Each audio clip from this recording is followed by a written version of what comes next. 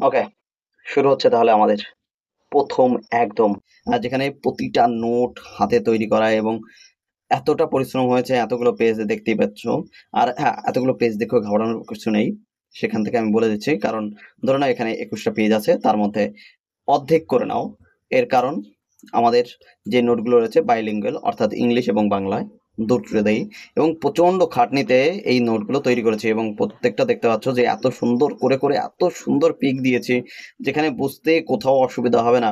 ধরো এই ক্লাসের পরে তুমি প্রত্যেকটা নোট আধা ঘন্টায় শেষ করতে পারবে। এরপরে যদি পরীক্ষার সময় আর রিভিশনের কোনো দরকার হয় না, কারণ এই প্রত্যেকটা জিনিস তোমার মাথায় ভিজুয়ালাইজ হয়ে যাবে। অর্থাৎ এত সুন্দর কাজ করবে, তুমি কল্পনা করতে পারবে না যে এত সুন্দর কি করে হতে পারে।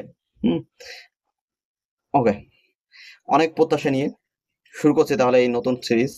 যারা সাবস্ক্রাইব করেন তারা অবশ্যই সাবস্ক্রাইব করো, লাইক করো, যেন ভিডিওটা পরবর্তী কারো একজনের কাছে রেকমেন্ড হয়।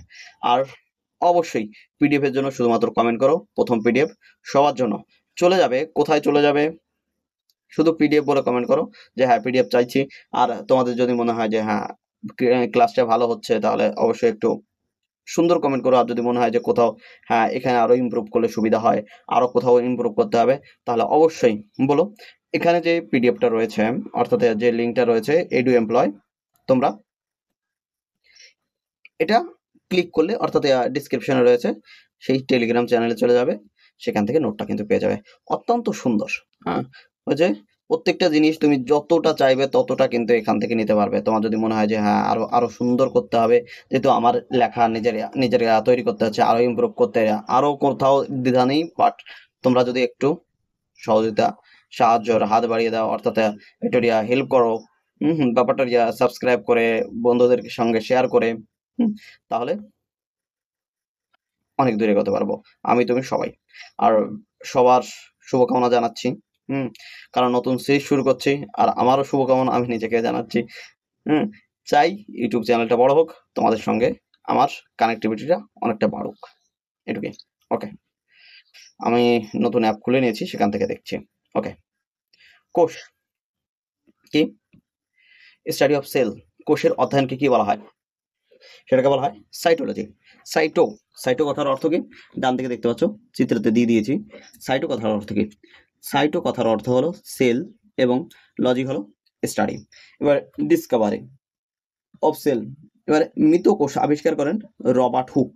এবার সাইটোলজির জনক, সাইটোলজির জনক তাকে কি বলা হয়েছে? সাইটোলজির জনক। এই সালটা কিন্তু বারে বারে পরীক্ষায় এসছে। 1665। জীবন্ত কোষ আবিষ্কার করেন অ্যান্টনি ভ্যান লিউয়েন হুক। পুকুরের জলে, পুকুরের জলে কিন্তু এটা আবিষ্কার করেন, এবং তিনি কততে করেন? 1674-এ, অর্থাৎ প্রায় 9 বছর মাঝখানে গ্যাপ। ওকে, এবার সেল থিওরির অনেকগুলো ব্যাপার রয়েছে। 1838 সালে সেলিডের এবং সোয়ান বলেছিলেন সমস্ত জীব কোষ দ্বারা গঠিত। কি বলছে? সমস্ত জীব কোষ দ্বারা গঠিত। কোষই জীবনের মৌলিক একক। এবার এবার ব্যাপারটা কি, আমরা যেহেতু এই সালগুলো আমাদের অনেক পুরনো সাল, এবং আমরা যখন আস্তে আস্তে ধীরে ধীরে ধীরে আরো আমাদের আমাদের যে সময়টা চলছে তার কাছাকাছি আসতে থাকবো, তাহলে দেখবে সংজ্ঞা পরিবর্তন হচ্ছে, আরো অনেক কিছুর পরিবর্তন হবে, যেখানে আমরা নতুন নতুন জিনিস খুঁজে পাবো। এই কারণে প্রত্যেকটা জিনিস এত বিস্তারিত আলোচনা, এত বিস্তারিত পড়াশোনা। 1885 সালে রুডলফ ভার্সো বলেছিলেন ওইমনিস, ওইমনিস সেলুলা ই সেলুলা, ওমনি সেলুলা ই সেলুলা, অর্থাৎ নতুন কোষ পুরাতন কোষ থেকে তৈরি। ওমনি সেলুলা ই সেলুলা, ভালো করে মনে রাখবে, ওমনি সেলুলা ই সেলুলা। যখন এমসিকিউ করাবো এই দুটো প্রশ্নেই আছে। ওকে, সেল সাইজ, কোষের আকারের তুলনা। কোষের আকারের তুলনার ক্ষেত্রে আমরা যদি একটু চলে যাই, এখানে দেখতে পাচ্ছ যে একটা সুন্দর চার্ট বা চিত্র রয়েছে। এটা কতটা দেখা যাচ্ছে আমি জানি না। অ্যাটমের size 0.1 mm, DNA size 1 mm, আর 10 mm প্রোটিনের সাইজ 100 mm। ভাইরাস, এইভাবে প্রত্যেকটা জিনিসের সাইজ দেওয়া রয়েছে। এখান থেকে আমরা যদি যাই, অ্যানিম্যাল সেল, প্লান্ট সেল প্রায় একই সাইজের, 10 mm থেকে 100 mm এর মধ্যে। এবং হিউম্যান এগ, হিউম্যান এগের মধ্যে এখন আমি ছেলে, আমার তো এগ নেই, অবশ্যই এটা ওমেনের। ফ্রগ এগ, অর্থাৎ হিউম্যান এগের থেকে কিন্তু ব্যাং, তার কিন্তু ডিমের সাইজ বড়। ফ্লিট, ফ্লাই, এবারে বিভিন্ন, এটা কি আছে, চিকেন এগ, আর এখানে হার্ট, এখানে হিউম্যানের সাইজের কথা বলা আছে এবং সাইজের বর্ণনা দেওয়া আছে। যদি এখান থেকে দেখতে অসুবিধা হয়, দেখবে যে পিডিএফটা পাচ্ছ সেখানে তোমার অসুবিধা হবে না, যেহেতু ভিডিও রেজুলেশনের ক্ষেত্রে অসুবিধা হতেই পারে। ওকে, এটা হলো কেন?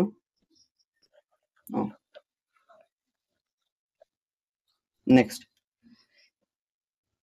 সাইজের ক্ষেত্রে যে কোষের বিভিন্ন সাইজের কথা বলা হয়েছে, তার মধ্যে সেল সাইজ কম্পারিজনে মানুষের যে বৃহত্তম কোষ ডিম্বাণু, সেটা কি মহিলা যৌন কোষের ক্ষেত্রে, আর পুরুষের ক্ষুদ্রতম কোষ সেটা হলো শুক্রাণু, অর্থাৎ পুরুষের যৌন কোষ। আর পুরুষের বৃহত্তম কোষ হলো নিউরন, দীর্ঘতম কোষ ও বলা যেতে পারে। পুরুষের বৃহত্তম কোষ সেটা নিউরন অথবা দীর্ঘতম কোষ। আর নারীর ক্ষুদ্রতম কোষ রক্তকণিকা, আরবিসি। আর বৃহত্তম কোষ উট পাখির ডিম। বৃহত্তম কোষ মানে সমস্ত কোষের বৃহত্তম কোষ সেটা কি উট পাখির ডিম। ওকে, আর ক্ষুদ্রতম কোষ মাইটোপ্লাজমা। কি বলছে? ক্ষুদ্রতম কোষ মাইটোপ্লাজমা ব্যাকটেরিয়া আকৃতি। ওকে, এবার part of cell, cell membrane কোষের অংশ, কোষ ঝিল্লি। পার্ট অফ সেলের মধ্যে সেল মেমব্রেন, সেল মেমব্রেনটা কি? কোষ ঝিল্লিকে বলা হয় প্লাজমা ঝিল্লি। কোষ ঝিল্লিকে কি বলছে? প্লাজমা ঝিল্লি। তাই এটি পাতলা স্থিতিস্থাপক ও নমনীয় হয়ে থাকে। প্রাণী কোষের এটির বাইরের আবরণ উদ্ভিদ কোষে কোষ প্রাচীরের নিচে, কোষ প্রাচীরের নিচে। আমি যদি চিত্রটা দেখি তাহলে এখান থেকে আমি দেখতে পাবো কোষ প্রাচীর, প্রথমে আমার কি রয়েছে? কোষ প্রাচীর, উদ্ভিদ সেল, কিন্তু এটা উদ্ভিদ সেলে এটা কোষ প্রাচীর, তার নিচে আরেকটা পর্দা রয়েছে, সেটাকে বলছে কোষের ঝিল্লি। ওকে, আর এটা তো কোষ গহ্বর, এটাও দেখবো নিউক্লিয়াস, নিউক্লিওলাস। ওকে, নিউক্লিয়াস, তার মধ্যে নিউক্লিওলাস, নিউক্লিয় ঝিল্লি, নিউক্লিয় পর্দা যেটাকে বলছি নিউক্লিয় পর্দা, ক্লোরোপ্লাস্ট, এটা মাইক্রোপ্লাস্ট। ওকে, গোলগি রাইবোজোম, তাই মসৃণ রাইবোজোম, এন্ডোপ্লাজমিক রেটিকুলাম, অমসৃণ এন্ডোপ্লাজমিক রেটিকুলাম। এগুলো প্রত্যেকটা আরো সুন্দর সুন্দর চিত্র রয়েছে, এটা তো বোঝানোর জন্য শুধুমাত্র। ওকে, এবার কার্যাবলীর মধ্যে কি রয়েছে? এটি কোষকে কি করে? রক্ষা করে। দেখো, এটা কোষকে অবশ্যই রক্ষা করবে। যদি বাইরে জীবাণু বা বাইরে অপদার্থ যেগুলো কোষের ক্ষেত্রে দরকার নয়, হ্যাঁ, পদার্থ অপদার্থ যেটা কোষের ক্ষেত্রে দরকার না, সেগুলো যদি কোষের মধ্যে আসতে চায় তখন কোষ ঝিল্লি কি করবে? সেটাকে বাধা দেবে। কোষের আকৃতি নির্ধারণ করে। ওকে, কোষের আকৃতি নির্ধারণ কিন্তু কোষ প্রাচীর যেটা রয়েছে সেটাও করে। এবারে অভ্যন্তরীণ উপাদান ধরে রাখে এবং রক্ষা করে। অভ্যন্তরীণ উপাদান যেগুলো রয়েছে সেগুলো মধ্যে বাইরের থেকে ভিতরে এবং ভিতর থেকে বাইরে কোনটা আদান প্রদান করবে সেটা কিন্তু সে দেখাশোনা করে। এবার পদার্থ চলাচল নিয়ন্ত্রণ করে নির্বাচনীভাবে পারগম বলতে কি বোঝায়? যে কোন পদার্থটা ভিতরে আসবে, কোন পদার্থটা বাইরে যাবে, সেই ক্ষেত্রেই বোঝায়। এবার গঠনের মধ্যে প্রোটিন কত? 50%, lipid 50%, phospholipid plus cholesterol, phospholipid plus cholesterol, এই দুটো দিয়ে তৈরি।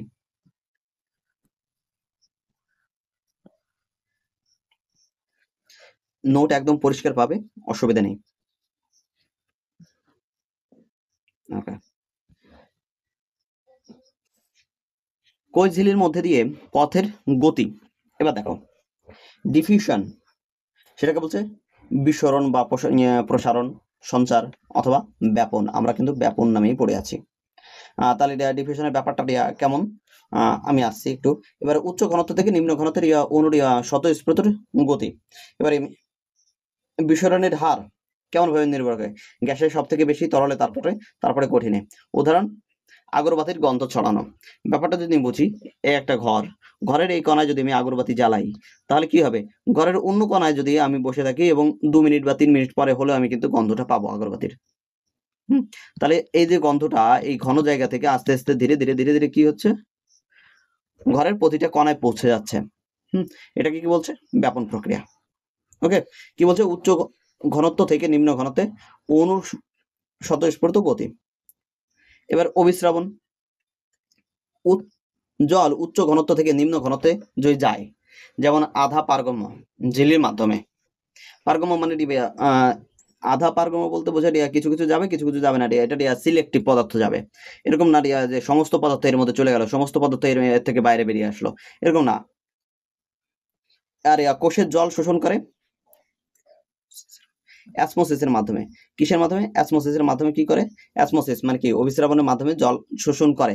এখানে কি করে লাগে? শক্তি লাগে না, সমতা অবস্থায় থেমে যায়। কি বলছে? সমতা অবস্থায় থেমে যায়। ব্যাপারটা কি হলো? যখন ইকুইলিব্রিয়াম পজিশনে আছে, অর্থাৎ ইকুয়াল পজিশনে আছে, অর্থাৎ আবার বোঝাই, ধরো এই যে একটা কোষ, কোষের ভিতরের ঘনত্ব এবং বাইরের ঘনত্ব যতক্ষণ না সমান হচ্ছে ততক্ষণ এটা চলতে থাকবে। এবং এখানে অভিসরণ প্রক্রিয়া কোনো প্রকারের শক্তির প্রয়োজন হচ্ছে না। যখন এই গাঢ়ত্ব সমান হয়ে যাবে, ভিতরের গাঢ়ত্ব এবং বাইরের গাঢ়ত্ব, তখন অভিস্রাবণ প্রক্রিয়াটা থেমে যাবে। নেক্সট, এখান থেকে দেখো, সক্রিয় পরিবহন বিপরীত অসময়োশিস। অসময়োশিস মানে কি? সক্রিয় পরিবহন ব্যাপারটা কি? সময়োশিস কি আছে? অসময়োশিস, হ্যাঁ, একটা অসময়োশিস আর একটা কি? সময়োশিস। ব্যাপারটা বোঝো না। অ্যাক্টিভ ট্রান্সপোর্ট অথবা রিভার্স অসমোসিস, অর্থাৎ একটাই আমার শক্তির প্রয়োজন হয় না, আর রিভার্সে বলছে কি এখানে শক্তির প্রয়োজন হয়। নিম্ন ঘনত্ব থেকে উচ্চ ঘনত্বের অণুর গতি, শক্তির প্রয়োজন হয় এখানে। কি বলছে? এখানে শক্তির প্রয়োজন হয়, রিকোয়ার্ড এনার্জি। কোষের দ্রবণের প্রভাব দেখো, আইসোটনিক দ্রবণ। এখানে প্রত্যেকটার চিত্র রয়েছে, আমি একবার চিত্রটা একবার দেখিয়ে দিই। হ্যাঁ, আইসোটনিক ক্ষেত্রে এমনটা হচ্ছে, ভিতরের এইখানে যে একটা কোষ, এই কোষের ভিতরে যে গাঢ়ত্ব অর্থাৎ ঘনত্ব বাইরের একই ঘনত্ব, তাহলে এর জল যতটুকু ঢুকবে ঠিক ততটুকু বেরিয়ে যাবে। নাহলে হয় জল ঢুকবে না, তাহলে জল বেরোবে না। তাহলে কি একটা নির্দিষ্ট নিউট্রাল অবস্থায় রয়েছে। অর্থাৎ এখানে কি হচ্ছে? আদান প্রদান হচ্ছে। কেমন হচ্ছে? আদান যতটুকু হবে প্রদান ততটুকু হবে, অথবা আদান যদি না হয় প্রদানও হবে না, অর্থাৎ একবারে নিউট্রাল অবস্থায় থাকবে। বোঝা গেছে? তাহলে দেখো এখানে কি বলছে, আইসোটনিক দ্রবণে কোষের আকার অপরিবর্তিত থাকে। কি থাকে? কোষের আকার অপরিবর্তিত থাকে। এখানে কি দ্রাব্য পদার্থ ইকুয়াল টু দ্রাবক, দ্রাব্য পদার্থ ইকুয়াল টু দ্রাবক। এটি একটি স্বাভাবিক পরিবেশ তৈরি করে, এটি স্বাভাবিক পরিবেশ তৈরি করে। অর্থাৎ আদান প্রদান যতটুকু হবে, বললাম কি দ্রাব্য এবং দ্রাবক এটা কি থাকে? সবসময় সমান থাকবে, এর কখনো কি হবে না?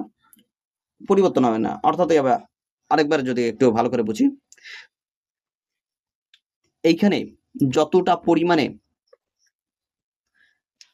জল থাকার কথা বা যতটা পরিমাণে এর ধারণ ক্ষমতা রয়েছে ততটা পরিমাণে রয়েছে, সেই ক্ষেত্রে আমি যদি একটা গ্লাসে জল যতটুকু ধরার ক্ষমতা সেইটুকু থাকে এবং সেখানে যদি আরো জল ঢালি, তাহলে সে কি চাইবে? যে যতটুকু আছে এক্সট্রা সেটুকু আমি বের করে দিই। ঠিক এই অবস্থায় থাকবে। নেক্সট কি বলছে? হাইপোটনিক দ্রবণ। হাইপোটনিক দ্রবণ কোষ ফুলে যায়, টার্জিট অবস্থায় যায়। কি বলছে? টার্জিট অবস্থায় যায়। এখানে দ্রাব্য পদার্থ দ্রাবক থেকে কি থাকে? কম থাকে। উদ্ভিদ কোষের টার্জার চাপ বৃদ্ধি পায়। কি বলছে? উদ্ভিদ কোষের টার্জার চাপ কিন্তু বৃদ্ধি পায়। টার্জার চাপ কোষের বৃদ্ধি ও বিস্তারে সাহায্য করে। তাহলে এখান থেকে একটু আসি, হাইপোটনিক যেটা অবস্থা রয়েছে, এখানে ধরে নাও জল যতটুকু দরকার ছিল কোষে সেই পরিমাণে জল নেই, সুতরাং বাইরে থেকে জল কি হবে? ভিতরে প্রবেশ করবে, বাইরে থেকে জল ভিতরে প্রবেশ করবে। ওকে, আর এখান থেকে নেক্সট আরেকটা দেখি, হাইপারটনিক দ্রবণ। হাইপারটনিক দ্রবণে কোষ সংকুচিত হয়। কোষ সংকুচিত হয় এটা যদি ভালো করে বুঝি, কিসমিস যেটা রয়েছে সেটা সকালে পরে যেমন কুঞ্চিত হয়ে যায়, সেরকম যদি এই রক্ত জালিকা থেকে জল যদি বাইরে চলে যায়, প্রয়োজন থেকে অতিরিক্ত জল যদি বাইরে চলে যায়, তাহলে সেটা কি হবে? Hypertonic solution. Okay, next, hypertonic দ্রবণে কোষ সংকুচিত হয়, প্লাজমোলাইসিস ঘটে। এখানে কি ঘটে? প্লাজমোলাইসিস ঘটে। কি ঘটে? প্লাজমোলাইসিস ঘটে। এই ক্ষেত্রে দ্রাব্য পদার্থ দ্রাবকের থেকে যেহেতু বেশি সুতরাং এখান থেকে কি হবে, দ্রাব্য পদার্থ বাইরে চলে যাবে। এবার কোষের জল বেরিয়ে যায় এবং কোষ সংকুচিত হয়ে যায়। উদাহরণ কি বললাম, কিসমিস। কোষ প্রাচীর কি, সেল ওয়াল দেখিয়েছি তখন চিত্রে। এবার কোষ প্রাচীর উদ্ভিদ এবং ব্যাকটেরিয়া, ছত্রাক এবং শৈবালের কোষে থাকে। কোথায় কোথায় থাকে সেটা দেখতে হবে। এবার কোষ প্রাচীর কি প্রাণীর দেহে আছে, প্রাণী কোষে আছে? সেটা উত্তর না। এটি একটি অজীব গঠন। এটি অণুর মুক্ত চলাচল অনুমোদন করে। কি বলছে? এটি অণুর মুক্ত চলাচল অনুমোদন করে। অর্থাৎ এই যে ট্রান্সপারেন্সি এটা ছিল কোষ ঝিল্লির, সেটা কিন্তু এর মধ্যে নেই, কোষ প্রাচীরের মধ্যে নেই। এটি অণুর মুক্ত চলাচল অনুমোদন করে, কোষকে দৃঢ়তা এবং আকৃতি প্রদান করে। এটি গঠনগত সহায়ক ও সুরক্ষা দেয়। তাহলে এর কাজগুলো আমরা দেখে নিলাম। কোষ প্রাচীর উপাদান কি কি রয়েছে? এক রয়েছে আমাদের প্রোটিন, আটা পেপটিডোগ্লাইকান, সরি ব্যাকটেরিয়ার প্রোটিন অথবা পেপটিডোগ্লাইকান, এটা ব্যাকটেরিয়ার ক্ষেত্রে। ছত্রাকের ক্ষেত্রে কাইটিন, সরি ছত্রাকের ক্ষেত্রে কি কাইটিন, উদ্ভিদের ক্ষেত্রে সেলুলোজ, শৈবালের ক্ষেত্রে সেলুলোজ বা পেকটিন। এগুলো মুখস্থ করতে হবে। এই কয়টা কিন্তু খুব গুরুত্বপূর্ণ, এবং আমরা যখন এমসিকিউ করব দেখবে যে হ্যাঁ এখান থেকে আমাদের প্রশ্ন রয়েছে। গ্লাইকোক্যালিক্স, ওকে। কি বলছে? ব্যাকটেরিয়ার কোষ ঝিল্লির উপর একটা স্লাইম স্তর। ব্যাকটেরিয়া কোষ ঝিল্লির উপর একটা স্লাইম স্তর। এটি কোষকে কি করে? রক্ষা করে এবং সংযুক্তিতে সাহায্য করে। এটা কার ক্ষেত্রে? শুধুমাত্র ব্যাকটেরিয়ার ক্ষেত্রে। এবার ক্রোমোজোম, নিউক্লিয়াসে সুদূর মতো গঠন যা ডিএনএ ও জিন বহন করে। এটা কিন্তু বংশগতির ধারক বাহক, তুমি যা বলতে পারো। অর্থাৎ তোমার পিতামাতার গুণ যে তোমার মধ্যে এসছে, কার জন্য এসছে? এই ক্রোমোজোমের কারণে। এবার তুমি যদি বলো যে হ্যাঁ শুধুমাত্র পিতার গুণ আসতো অথবা শুধুমাত্র মায়ের গুণ আসতো, পিতা মাতার দুজনের গুণ এসছে, অথবা কারো ক্ষেত্রে দেখা গেছে দাদু ঠাকুমার এদেরও গুণ রয়ে গেছে। সেটা কি কারণে? দাদু ঠাকুমার গুণগুলো তোমার বাবার মধ্যে রয়েছে, দাদু এদিকে দিদা, তাদের গুণগুলো মায়ের মধ্যে রয়েছে। সেই গুণটা আবার বাবা মা থেকে তোমার মধ্যে এসছে। কার মাধ্যমে? এই ক্রোমোজোম মাধ্যমে। ক্রোমোজোমকে এই কারণে বংশগতির ধারক বাহক সবকিছু বলা হয়। এবার নিউক্লিয়াসের সুতোর মতো গঠন যা ডিএনএ বা জিন বহন করে। কোষ থেকে কোষের জিনগত তথ্য বহন করে। কোষ থেকে কোষে কি করে? জিনগত যে তথ্য রয়েছে সেটা কিন্তু বহন করে এখানে। আর গঠন ডিএনএ প্লাস প্রোটিন, হিস্টোন। প্রোটিনকে আলাদাভাবে কি বলছে? হিস্টোন। এটা মনে রাখবে, প্রোটিনকে আলাদা কি বলছে? হিস্টোন। মানবদেহে মোট ক্রোমোজোমের সংখ্যা, এখানে দেখো চিত্রগুলো ভালো করে খেয়াল করবে। মানবদেহে ক্রোমোজোমের সংখ্যা কটি? 46টি, অর্থাৎ 23 জোড়া। তার মধ্যে 22টি আছে অটোজোম, আর 22 জোড়া অটোজোম আর 1 জোড়া সেক্স ক্রোমোজোম। সেটা হতে পারে XY অথবা হতে পারে XX। ওকে, যদি XY হয় তাহলে সেটা কি? মেল, আর যদি XX হয় তাহলে সেটা ফিমেল। তাহলে এখানে তাই বলেছে 46টি অর্থাৎ 23 জোড়া ক্রোমোজোম রয়েছে, 42 পেয়ার অটোজোমাল, মানে অটোজোমাল। ওকে, এখানে হয়তো ভুল থাকতে পারে। যদি কোথাও স্পেলিং এর ভুল পাও তাহলে আমাকে জানাবে, আমি পরবর্তী ক্ষেত্রে সেটা ঠিক করে আবার গ্রুপে দিয়ে দেবো। ওকে, 1 জোড়া যৌন ক্রোমোজোম, XX মহিলার ক্ষেত্রে আর XY পুরুষের ক্ষেত্রে। এবার DNA, deoxy ribo nucleic acid, পুরো নামটা কি লেখা আছে? না, মনে হচ্ছে না। ঠিক আছে, পরবর্তী ক্ষেত্রে কোথাও একটা লিখে দেবো।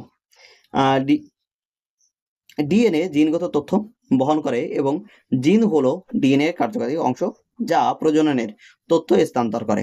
ডিএনএ অণু আবিষ্কার করেন ফ্রিডরিখ মিশার। কি? ফ্রিডরিখ মিশার 1869 সালে। কত সালে? 1869 সালে। এবার ডিএনএ ডাবল হেলিক্স কেন? দুটো দেখতে পাচ্ছ, এই একটা আর এই একটা, এই কারণে কি বলছে? Double helix. Okay, double helical গঠন আবিষ্কার করেন ওয়াটসন ও ক্রিক। তাহলে এখানে দেখতে পাচ্ছ ডিএনএ এর ক্ষেত্রে কিন্তু দুজনের আবিষ্কারের কথা পরপর রয়েছে। একজন ডিএনএ আবিষ্কার করেছেন কে? ফ্রিডরিখ মিশার। আর ডাবল হেলিক্যাল গঠন আবিষ্কার করে কে? ওয়াটসন ও ক্রিক 1953। এখান থেকে এখানে দেখো অনেকটা কিন্তু গ্যাপ। 1953-তে কি হয়? ডাবল হেলিক্যাল গঠন আবিষ্কৃত হয়। সাইটোপ্লাজম, এবার সাইটোপ্লাজম কোষের ভিতরের তরল যা প্লাজমা ঝিল্লি ও নিউক্লিয়াসের ঝিল্লির মধ্যে রয়েছে। এবার সাইটোপ্লাজমের কাজ কি সেগুলো একবার দেখে নিই। এবার কোষ অঙ্গাণু সাইটোপ্লাজমে অবস্থান করে। কোষ অঙ্গাণী যেগুলো রয়েছে অর্থাৎ এই যে নিউক্লিয়াস বলো, মাইটোকন্ড্রিয়া বলো, সমস্ত কোষ অঙ্গাণী যে কোষের মধ্যে যে কোষ রয়েছে তার মধ্যে বিভিন্ন জায়গায় দেখতে পাচ্ছ, এখানে এইটা, এখানে এইটা, আলাদা আলাদা জায়গায় আলাদা আলাদা রয়েছে। সেগুলো প্রত্যেকটা এখানে কেন রয়েছে? কোষ তো গোল, একটা গোল ফুটবলের মতো ধরে নাও। তার মধ্যে প্রত্যেকটা আলাদা আলাদা ভাবে রয়েছে, সেখানে তরল রয়েছে। তরল পদার্থকে বলছে সাইটোপ্লাজম। ওকে, এবার সাইটোসল, সাইটোসলের জলীয় অংশ। সাইটোসল কি? সাইটোসল বলছে সাইটোপ্লাজমের জলীয় অংশকে সাইটোসল বলছে। Cytoplasmic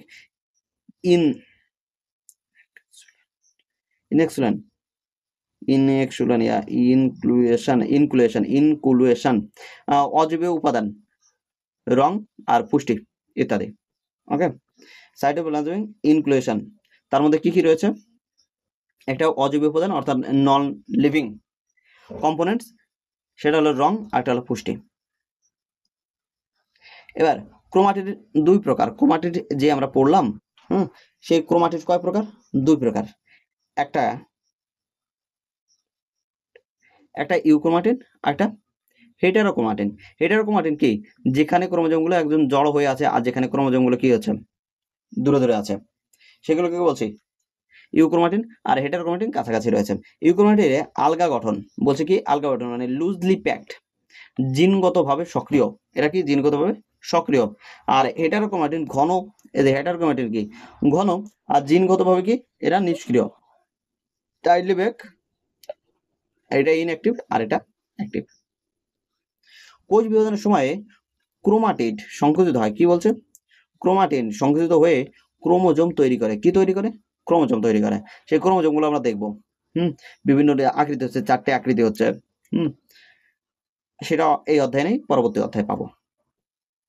next, nucleus. নিউক্লিয়াসকে কোষের কি বলা হয়? মস্তিষ্ক বলা হয়, ব্রেন অফ দ্য সেল। এটি কোষ এবং অঙ্গাণুর কার্যকলাপ নিয়ন্ত্রণ করে। আবিষ্কার কে করেছে? রবার্ট ব্রাউন 1831 সালে। এটি কোষের কেন্দ্রে অবস্থান করে। কোথায়? কেন্দ্রে অবস্থান করে।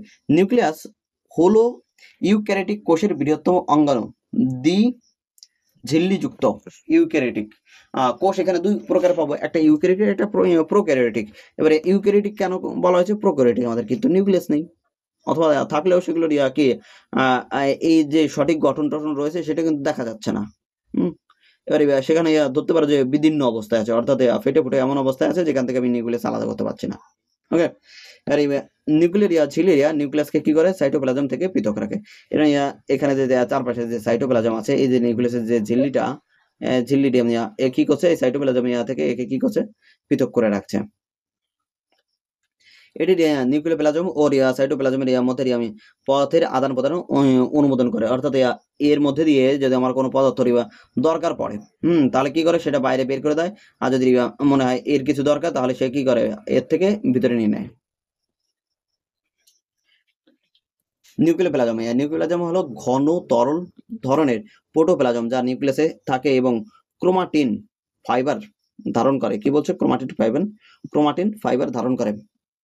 আর প্রোটোপ্লাজম শব্দটি প্রবর্তন কে করেন? পুরকিনজে 1839 সালে। নিউক্লিওজমের উপাদান কি বলছে? নিউক্লিওপ্লাজমের উপাদান কি আছে? নিউক্লিওপ্লাজম নিউক্লিয়াসের ভিতরে একটি স্পষ্ট ঝিল্লিহীন গঠন যা রাইবোজোম তৈরিতে সাহায্য করে। কি তৈরি করে? রাইবোজোম তৈরিতে সাহায্য করে। নিউক্লিওলাস কি তৈরি করে? রাইবোজোম তৈরিতে সাহায্য করে। রাইবোজোম নিয়ে কিন্তু প্রচুর প্রশ্ন থাকবে এরপরে। এবারে ক্রোমাটিড পদার্থ ডিএনএ, প্রোটিন, বিশেষত হিস্টোন দ্বারা গঠিত জিনগত পদার্থ। নেক্সট, এবারে কোষের ধরন আমাদের যেটা বলছিলাম যে দুই ধরনের কোষ রয়েছে, একটা কি প্রোক্যারিওটিক কোষ, একটা কি ইউক্যারিওটিক কোষ। ইউক্যারিওটিক কোষ কাদের মধ্যে রয়েছে?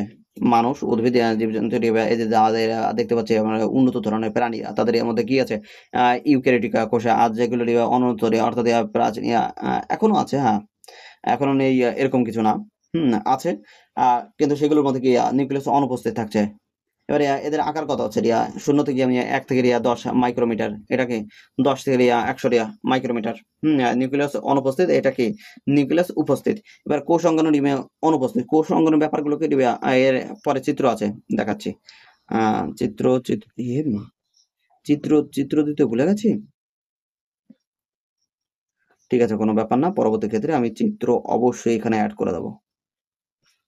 চিত্র তো আমি নামিয়েছিলাম। ওকে, কোষ অঙ্গাণু অনুপস্থিতি বলতে এখানে দেখো এই যে যতগুলো কোষ দেখলে, প্রাণী কোষ প্রথমেই তো দেখালাম সম্ভবত। এখানে তো কোষ অঙ্গাণু প্রত্যেকটা আলাদা আলাদা ভাবে। এই যে এটা দেখো অ্যানিমাল সেল আর এটা প্লান্ট সেল। প্লান্ট সেলে এই যে যতগুলো অ্যানিমাল সেল এবং প্লান্ট সেলে যত কোষ দেখতে পাচ্ছ, বা কোষ অঙ্গাণু দেখতে পাচ্ছ, সরি কোষ অঙ্গাণু দেখতে পাচ্ছ, এই এত অঙ্গাণু কিন্তু নেই, সেই কথাই বলছে। অর্থাৎ কোষ অঙ্গাণু অনুপস্থিত। এখানে কি বলছে, কোষ অঙ্গাণু উপস্থিত। ক্রোমোজোম কয়টা থাকে? ক্রোমোজোম থাকে একটা, আর এখানে ক্রোমোজোম কয়টা? একাধিক। ক্রোমোজোম কয়টা? একাধিক থাকে। ক্রোমোজোম এখানে কয়টা থাকে? ইউক্যারিওটিকে একটা। উদাহরণ কি? ব্যাকটেরিয়া, সায়ানোব্যাকটেরিয়া না ব্যাক্টার, মাইটোডিয়া, প্লাজমা, আর এখানে কি? উদ্ভিদ ও প্রাণী কোষ। তার মানে কি আমার মধ্যে, তোমার মধ্যে কোন ধরনের কোষ রয়েছে? ইউক্যারিওটিক কোষ। এবার ব্যাকটেরিয়া, ফ্লাজেলাম। ওকে, চিত্রটা এখানে তুমি পড়লে কি পড়লে না সেটা খুব একটা ম্যাটার করবে না। এই চিত্রটা ভালো করে দেখতে হবে, চিত্রটা ভালো করে বুঝতে হবে, এবং চিত্রটাই আমাদের পরীক্ষায় বেশি করে আসবে। সেখানে দেখা গেল প্রশ্ন এলো, চিত্র তো তোমার মাথায় এলো, উত্তর হয়ে গেল। এবার ব্যাকটেরিয়ার ফ্লাজেলাম। ফ্লাজেলাম হলো অতি সূক্ষ্ম চুলের মতো গঠন, যা কোষের গতি নিয়ন্ত্রণে সাহায্য করে। এবার কোষ, বিভিন্ন ধরনের কোষ দেখেছো এখানে, এখানে কি আছে সেই, আমি এই চিত্রগুলো নিতে কেন ভুলে গেছি।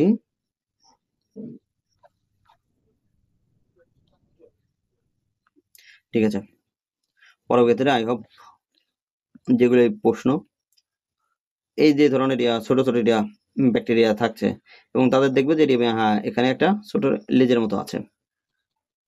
ব্যাকটেরিয়া চারদিকে মনে হচ্ছে যে ছোট ছোট লোম এরকম রয়েছে, আর এইদিকে কি রয়েছে? ছোট একটা লেজ। এই লেজটাই হলো আমার ফ্লাজেলাম। ওকে, এবারে ফ্লাজেলাম হলো অতি সূক্ষ্ম চুলের মতো গঠন, যা কোষের গতি নিয়ন্ত্রণ করে। এবারে এটির ফ্লাজেলিন প্রোটিন দ্বারা গঠিত হেলিকাল গঠন। কিসের গঠন? হেলিকাল গঠন। হেলিকাল গঠন। Okay, it is helical structure made of flagellin protein. ফ্লাজেলামের 3টি অংশ আছে। কি কি? একটা হলো বেসাল বডি। বেসাল বডি আমার আগে দেখতে হবে যে হ্যাঁ এখানে কোথায় বেসাল বডি, এই যে চিত্র যেটুকু দেখাচ্ছি, কোষ ঝিল্লি ও সাইটোপ্লাজমিক ঝিল্লির সাথে সংযুক্ত এটা। এবারে হুক দেখতে পাচ্ছ, সরি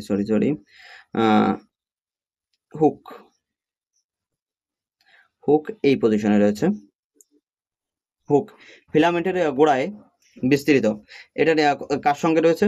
বেসের সঙ্গে। বেসালের সঙ্গে কি আছে? যুক্ত আছে। এবার হুকের সঙ্গে একটা যুক্ত আছে কি? ফিলামেন্ট। হুকের সঙ্গে যুক্ত। হুকের সঙ্গে কি? ফিলামেন্ট। হুক থেকে বের হওয়া চুলের মতো পাতলা গঠন। হুক থেকে বের হওয়া চুলের মতো পাতলা গঠন। তাহলে আরেকবার দেখি, বেসাল বডি। এটা আমাদের বেসাল বডি। বেসাল বডির সাথে যুক্ত কে? হুক। আর হুকের সাথে কে যুক্ত? ফ্লাজেলা। ওকে, সরি ফিলামেন্ট। হুকের সঙ্গে কে যুক্ত? ফিলামেন্ট। এবার কোষ অঙ্গাণু। কোষ অঙ্গাণু হলো ঝিল্লিযুক্ত বিশেষ গঠন, যা কোষের নির্দিষ্ট কাজ সম্পাদন করে। এগুলো কোষের অঙ্গাণুর মতো কাজ করে, কোষের অঙ্গের মতো কাজ করে। এবার কোষ অঙ্গাণু প্রথমটা আছে মাইটোকন্ড্রিয়া। মাইটোকন্ড্রিয়ার প্রথম ক্ষেত্রে যেটা প্রশ্ন আমরা জানি বরাবর হয়ে আসছে, মাইটোকন্ড্রিয়া কি তৈরি করে? শক্তি উৎপন্ন করে, অর্থাৎ এটিপি তৈরি করে। এটা এখন প্রশ্ন পূরণ হয়ে গেছে। হ্যাঁ, প্রশ্ন এটাও পূরণ হয়ে গেছে অনেকটা, যদিও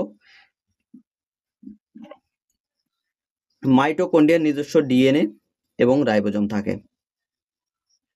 এটা অনেকে আছে নতুন এবং অনেকে আছে পুরনো।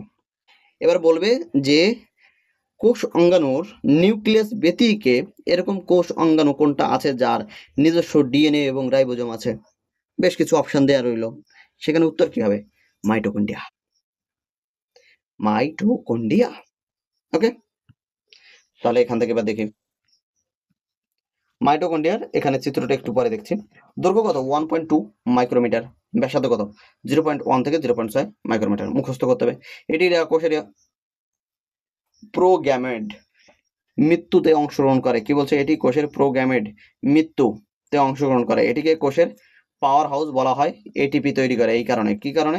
এটিপি তৈরি করে। এটিকে কোষের কি বলা হয়? Power house. এটিপি কোষের শক্তিমত্তা এনার্জি শক্তিঘর, কোষের শক্তিঘর বলা হয়, শক্তি মুদ্রা বলতে পারো, এনার্জি কারেন্সি বলতে পারো। বাইরের ঝিল্লিযুক্ত এবং ভিতরে ঝিল্লি এটিপি সংশ্লেষের জন্য দায়ী। বাইরের ছিদ্রযুক্ত এবং ভিতরে ঝিল্লি এটিপি সংশ্লেষণের জন্য দায়ী। এখানে দুটো ঝিল্লি রয়েছে, দেখাই, পরে আসছি পরের পয়েন্টে। এখানে দেখো মাইটোকন্ড্রিয়া, এটা বাইরের ঝিল্লি, এটা বাইরের ঝিল্লি, আর এটা ইনার মেমব্রেন। ইনার মেমব্রেনের মধ্যে ডিএনএ রয়েছে। ওকে, এবার এর কাজ কি? শক্তি উৎপাদন করা। এবার কি বলছে? মাইটোকন্ড্রিয়ার নিজস্ব ডিএনএ এবং রাইবোজোম রয়েছে। তার আগে একটা প্রশ্ন কি রয়ে গেছে? হ্যাঁ, বাইরের ঝিল্লি ছিদ্রযুক্ত, কি ছিদ্রযুক্ত, এবং ভিতরে ঝিল্লি কি এটিপি সংশ্লেষণের জন্য দায়ী। এর আকৃতি, এটা বলতে পারো যদি আমি আকৃতি এখানে কিসের মতো আছে? সসেজের মতো, কিন্তু তুমি বলতে পারো এটা অনেকটা সিমের মতো। সিমের যে বীজ তার মতো, কিডনির মতো। ওকে, রাইবোজোম। রাইবোজোম কোনো ঝিল্লি থাকে না। কি বলছে? রাইবোজোমের কোনো ঝিল্লি থাকে না। প্রোটিন সংশ্লেষের জন্য অত্যাবশ্যক কোষের গঠন আর আবিষ্কারক কে জর্জ ই প্যালাডে। জর্জ ই প্যালাডে। এন্ডোপ্লাজমিক রেটিকুলাম, ER, এটা কি? এন্ডোপ্লাজমিক রেটিকুলাম, থলি সদৃশ গঠনে একটি জালিকা। থলি সদৃশ গঠন একটি জালিকা। এটিকে প্লাজমা ঝিল্লির সঙ্গে এবং অন্যটি নিউক্লিয়াস ঝিল্লির সঙ্গে যুক্ত থাকে। দেখি এন্ডোপ্লাজমিক রেটিকুলাম দেখতে পাচ্ছ এখানে যে চিত্রটা রয়েছে, একটাই রয়েছে তোমার রাইবোজোম, সেটাকে বলছে রাফ এন্ডোপ্লাজমিক। রাইবোজোম থাকার কারণে এটা একটু খড়খড়ে হচ্ছে, অর্থাৎ কোথাও ধরো ছোট ছোট বল, যদি আমি কোথাও একটা ধরো রাবারে আমি ছোট ছোট বল লাগিয়ে দিলাম, সেখানে যদি হাত দিই তাহলে কি হবে? সেটা অবশ্যই একটু রাফ রাফ লাগবে। তাহলে এই কারণে রাফ হওয়ার কারণটা কি হলো? এই রাইবোজোম লাগানো রয়েছে। হ্যাঁ, আরেকটা দেখো, এইখানে যে এন্ডোপ্লাজম গুলো রয়েছে, এই যে যেগুলো রয়েছে এন্ডোপ্লাজমিক রেটিকুলাম, এখানে কিন্তু রাইবোজোম গুলো নেই। এই কারণে এটাকে কি বলছে? স্মুথ। ওকে, নেক্সট, থলি সদৃশ গঠন। এটিকে একদিকে প্লাজমা ঝিল্লির সাথে এবং অন্যদিকে নিউক্লিয়াস ঝিল্লির সঙ্গে যুক্ত থাকে। এবার সাইটোপ্লাজমকে নিউক্লিয়াসের মধ্যে পরিবহনের কাজ করে। কি বলছে? সাইটোপ্লাজম ও নিউক্লিয়াসের মধ্যে যে পরিবহনটা হয়, এখানে এখানে তো দেখানো নেই, এখানে ধরে নাও কোথাও একটা সঙ্গে এইভাবে যুক্ত থাকে। এর ভিতরের এবং বাইরের কি হচ্ছে? আদান প্রদান হয়। সাইটোপ্লাজম এবং নিউক্লিয়াসের মধ্যে কি থাকে? সাইটোপ্লাজম এবং নিউক্লিয়াসের মধ্যে পরিবহনের কাজ করে। সাইটোপ্লাজম এবং নিউক্লিয়াসের মধ্যে এটা কি করে? পরিবহনের কাজ করে। লিভার এসিআর সাইটোক্রোম P450 এনজাইমের মাধ্যমে বিষ ও ওষুধ নিষ্ক্রিয় করে। কি করে? নিষ্ক্রিয় করে। অর্থাৎ বিষ বলতে ধরো বিভিন্ন ধরনের ড্রাগ বায়া এনজাইমস, সাইটোপ্লাজম P450। ওকে, বিভিন্ন ধরনের বিষ বলতে ধরো ড্রাগের কথা যেটা বলছে, ড্রাগ মানে বিষ এরকম কিছু না, মানে আলাদা যে পদার্থগুলো রয়েছে যেগুলো ধরো কোষের ক্ষেত্রে হানিকারক হয়, সেগুলোকে কি বলছে? নিষ্ক্রিয় করে দেয়। তিন ধরনের এগুলো কি হয়েছে? তিন ধরনের গঠন দেখা যায়। একটা হলো টিউবিউল ধরন, একটা হলো থলির মতো ভেসিকুলার, একটা সিস্টার্নি। একটা কি? সিস্টার্নি। Rough endoplasmic reticulum. এবার দেখো এখানে যে এটা রয়েছে রাফ এন্ডোপ্লাজমিক রেটিকুলাম, এটা 3D চিত্র। যেখানে দেখতে পাচ্ছ এখানে প্রত্যেকটা ক্ষেত্রে কি ছোট ছোট যে রাইবোজোম গুলো রয়েছে, এই রাইবোজোমের জন্য এটা কি হচ্ছে রা, অর্থাৎ অমসৃণ। এর পিছের রাইবোজোম থাকে যা প্রোটিন সংশ্লেষ করে। রাইবোজোমের কাজ কি? প্রোটিন সংশ্লেষ করা। রাইবোজোমের কাজ কি? প্রোটিন সংশ্লেষ করা। স্মুথ এন্ডোপ্লাজমিক রেটিকুলাম রাইবোজোমের অনুপস্থিতি, রাইবোজোম অনুপস্থিত এবং এটি লিপিড এবং চর্বি সংশ্লেষ করে। এটি কি করে? লিপিড এবং চর্বি সংশ্লেষ করে। তাহলে এই একটা ভালো পয়েন্ট, ভালো করে দেখে নাও। এই যে রাইবোজোম যুক্ত যে অংশটুকু রয়েছে এর কাজ কি? এর কাজ প্রোটিন সংশ্লেষ করা। তাহলে প্রোটিন বাদ দিয়ে আর দুটো কি কি আছে? একটা ফ্যাট, একটা চর্বি, ও সরি ফ্যাট অবশ্যই, লিপিড, একটা চর্বি। ওকে, অর্থাৎ ফ্যাট আর লিপিড এই দুটো আমাদের কি করছে? স্মুথ এন্ডোপ্লাজমিক রেটিকুলাম এটা কি করছে? সংশ্লেষ করছে। অনুযায়ী লিপিড এবং চর্বি সংশ্লেষণ করছে, সিনথেসাইজ। ওকে, এই পর্যন্ত হয়ে গেল। এবার গোলকি বডি দেখে নাও। গোলকি বডি থেকে আমাদের দুটো প্রশ্ন থাকবে, করব একটু পরে। গোলকি আবিষ্কারক কি? ক্যামিলো গোলকি। মনে রাখা সহজ, যেহেতু গোলকি রয়েছে 1898 সালে রয়েছে। এটি ভেসিকল সিস্টেনি এবং ভ্যাকুয়াল নিয়ে গঠিত। দুটি মুখ থাকে, একটা হলো সিস, একটা ট্রাস। একটা সিস, একটা কি ট্রাস। এবারে সিস কোনটা? যেটা নিউক্লিয়াসের দিকে থাকে সেটাকে কি বলছে? সিস। সিস, এই যে সিসটা, সিস এটা কি থাকে? নিউক্লিয়াসের দিকে থাকে, অর্থাৎ নিউক্লিয়াসটা এইখানে থাকবে, নিউক্লিয়াসটা এখানে থাকবে আর সিস অংশ এদিকে থাকবে। তাহলে ট্রাস অংশটা অবশ্যই এই যে নিউক্লিয়াস যেদিকে আছে তার বাইরে, তার বিপরীত দিকে ট্রাস। ওকে, সিস নিউক্লিয়াসের দিকে অর্থাৎ গ্রহণকারী দিক। এটা কি বলছে? এটা গ্রহণকারী দিক, রিসিভার সাইড। আর এটা ট্রাস প্লাজমা ঝিল্লি দিকে পরিপক্ক বা প্রেরণকারী দিক, প্রেরণকারী অর্থাৎ ওখান থেকে বের করে দিচ্ছে। ওকে, এখান থেকে দেখো, এখান থেকে যদি আমি দেখি এটা নিউক্লিয়াস। ওকে, এটা আমার নিউক্লিয়াস, এটা আমার সিস্ট, আর এটা আমার কি ট্রান্স।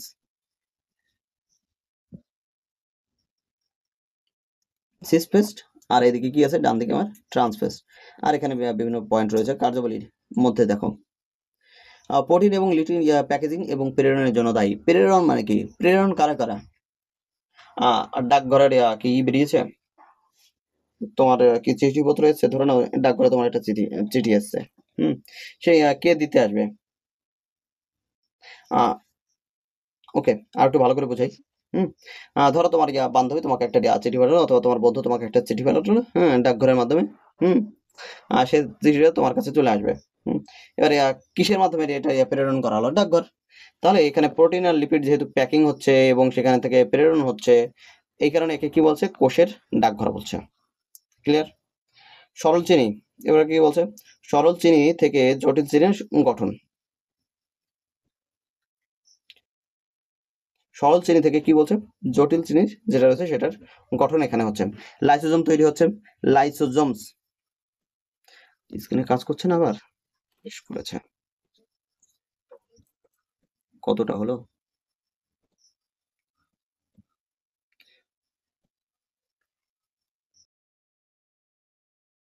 কি কি দেখলাম আমরা? একটা প্রোটিন সংশ্লেষ করছে, কি করছে? প্রোটিন সংশ্লেষ করছে।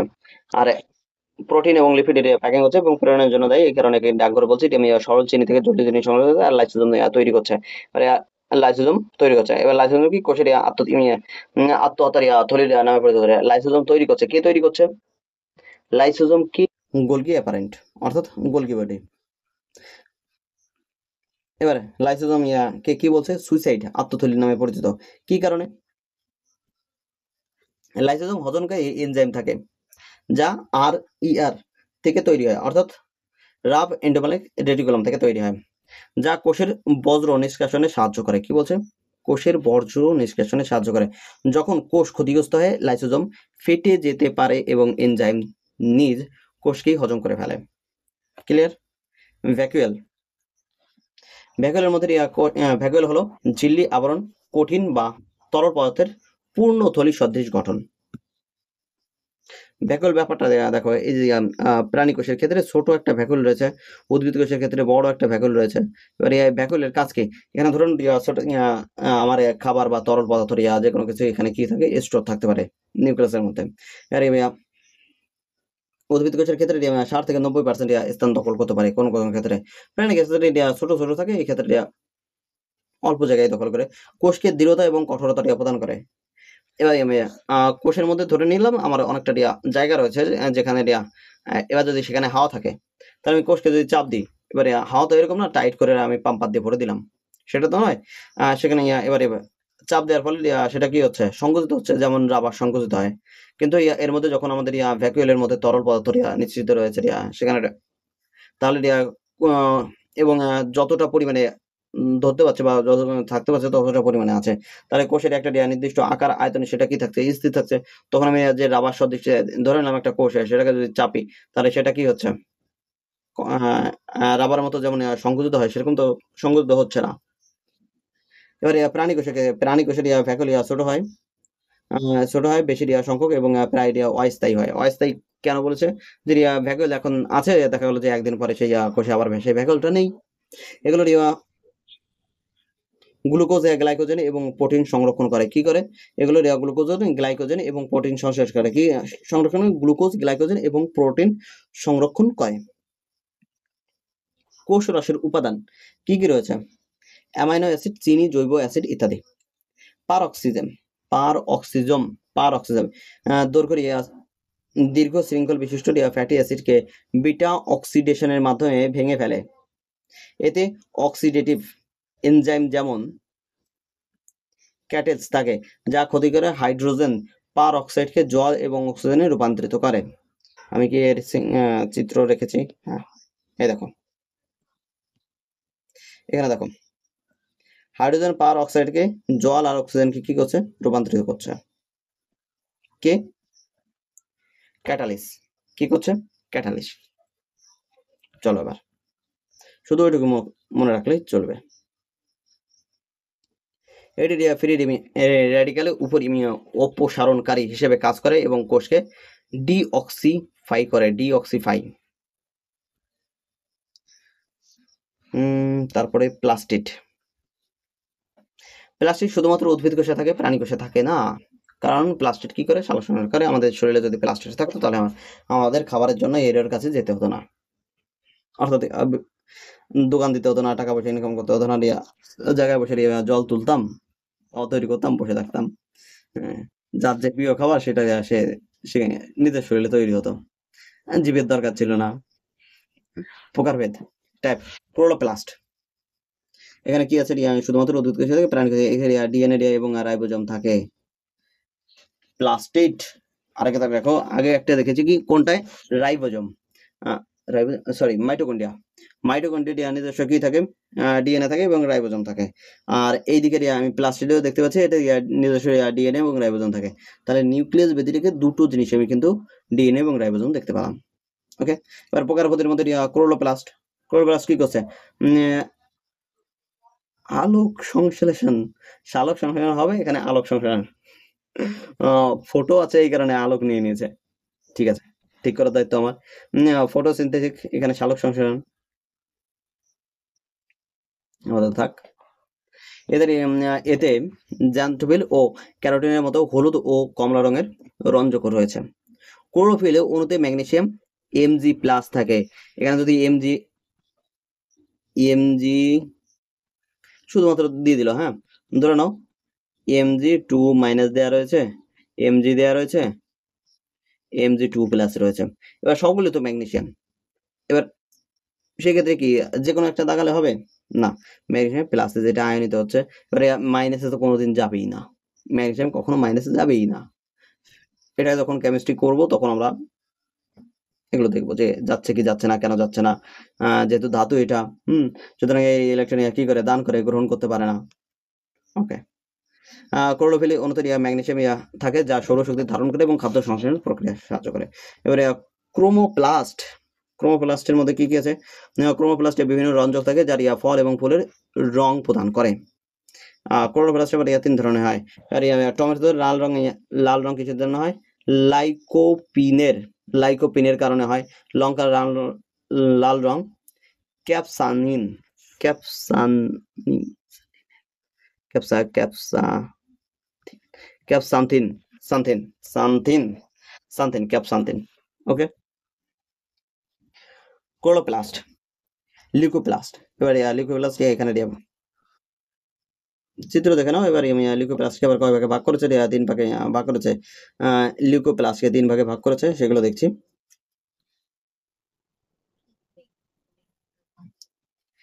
অ্যামাইলোপ্লাস্ট দেখতে পাচ্ছ।